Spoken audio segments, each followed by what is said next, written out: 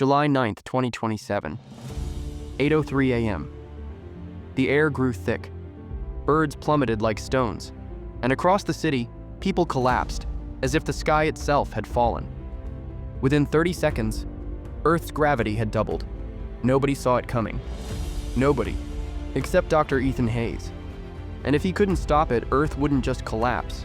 It would crush itself into silence. Ethan was driving to work when the steering wheel was yanked from his hands. The car skidded, tires screeched, and then it stopped. Dead. He slammed forward, chest first into the wheel. Outside, people were on the ground, crying out. Some couldn't move. Others tried and failed. The gravity wasn't just stronger. It was like the world had grown heavier. Angry. Sirens blared but didn't move. A city bus stood tilted, its wheels blown out under weight. A woman screamed as a lamppost bent and crashed beside her. A boy lay on the ground, clutching his chest, gasping for air. Ethan struggled to lift his phone. It vibrated once. A government alert. Gravity anomaly detected. Stay low. Avoid movement. A call came through from the Department of Quantum Research. Ethan's hand trembled as he answered. Dr. Hayes, the collider. It's destabilized. Gravity feedback loop has begun. Global spread is accelerating. He froze. The collider, his collider, was never meant for public knowledge. They'd only just tested it. He stumbled into his home. Bookshelves had collapsed. The dining table cracked in half. Layla, his wife, was pinned beneath a kitchen cabinet. He pulled it off, straining every muscle. Where's Ava? She didn't come home, Layla gasped. Their daughter, 9 years old, at school. Ethan stepped into the street. It felt like walking underwater with bricks tied to his bones. People cried for help. A delivery van had flattened. Trees bent like rubber. Even the air was heavy. He moved forward anyway. One step, then another. The school building was shattered. Walls cracked, glass everywhere.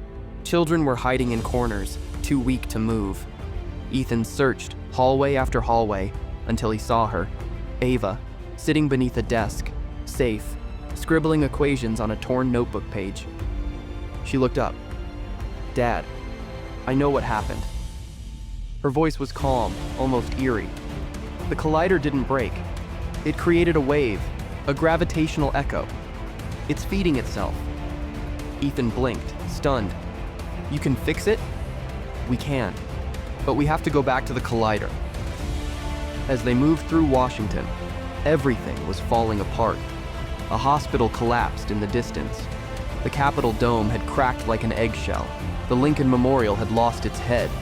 It looked less like a city and more like the world's last ruins. Ava held Ethan's hand. How much time do we have? Not enough, he whispered. They reached the secret gate.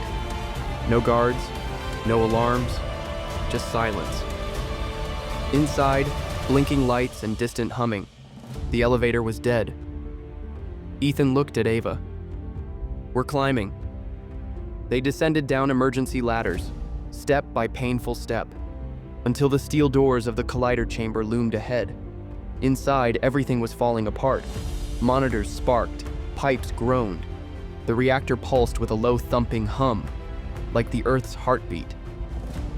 Ava looked at the central console. We can reverse the surge, but we need to override it, manually. What's the risk? One of us won't come back. They activated the countdown sequence. Ava typed rapidly, her fingers trembling but precise. 8 minutes until critical mass, she said. After that, gravity could go X5. Buildings will collapse globally. Ethan nodded, his breath heavy. Then let's end it before that happens. There were 2 switches. One was protected, the other exposed to lethal radiation. Ava stepped toward the dangerous side. Ethan stopped her. No, you survive this. You live for Mom, for the future. She shook her head, tearing up. But I'm the one who knows how, and I'm your father. Let me carry this weight. Ethan sealed himself in. The room vibrated. The gravitational field pressed into his lungs. Ava stood on the other side. On my count, she said, voice cracking. 3, 2, 1. 2 switches turned, 1 flash, 1 silence. The hum stopped. Across Earth. Birds flew again, oceans calmed. People stood up, some crying, some stunned. The gravity was back to normal. But Ethan wasn't coming home. Layla clutched Ava tightly at the collider's exit. A week later, Ava stood at the United Nations stage. Reporters packed the hall. Cameras rolled. My father gave his life because science lost its soul. He reminded us that progress without humility leads to collapse. The room fell silent. A new statue was placed outside the quantum lab. Dr. Ethan Hayes. He carried the weight of the world so it could stand again. People came from everywhere. Some cried, some prayed, some just stood in awe. Weeks later, a forgotten camera feed was discovered in the Collider archives. It showed Ethan, moments before death, breathing heavy, smiling faintly. Tell Ava, she saved me too. Then, static. Ava sat on her roof, looking at the stars. Gravity felt normal, but she didn't.